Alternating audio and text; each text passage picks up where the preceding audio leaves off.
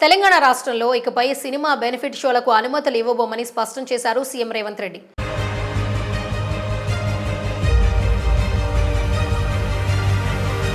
గురువారం హైదరాబాద్ బంజారాహిల్స్ లో integrated police command control సెంటర్లో ఐసీసీలో film development corporation LDC chairman Dil Raju ఆధ్వర్యంలో పలువురు సినిమా ప్రముఖులు సీఎం రేవంత్ తో భేటీ అయ్యారు.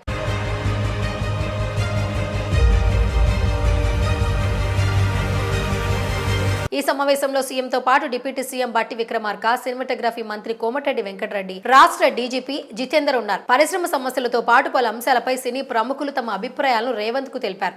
అసెంబ్లీలో తాను చెప్పిన మాటకు కట్టుబడి ఉన్నానని సీఎం రేవంత్ సినీ పెద్దలకు తేల్చి చెప్పారు.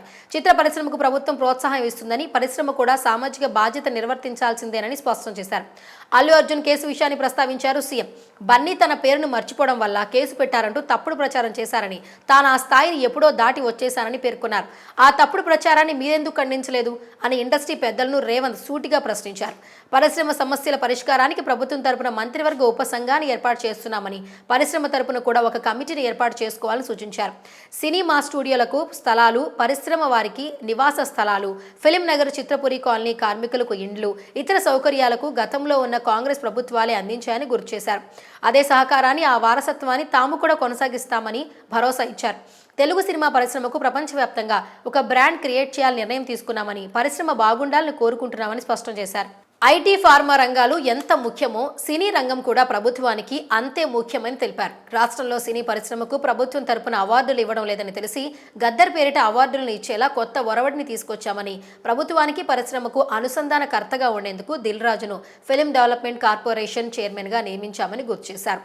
దేశంలో కాస్మోపాలిటన్ నగరాలలో హైదరాబాద్ ఉత్తమమైందని, ఇక నుంచి హాలీవుడ్, బాలీవుడ్ వాళ్లు కూడా హైదరాబాద్కు వచ్చేలా చర్యలు చేపడతామని చెప్పారు. ఇందుకోసం త్వరలో హైదరాబాద్ లో పెద్ద సదస్సు ఏర్పాటు చేసి ఇతర సినిమా పరిశ్రమలను ఆకట్టుకునే ప్రయత్నం చేస్తున్నామని స్పష్టం చేశారు.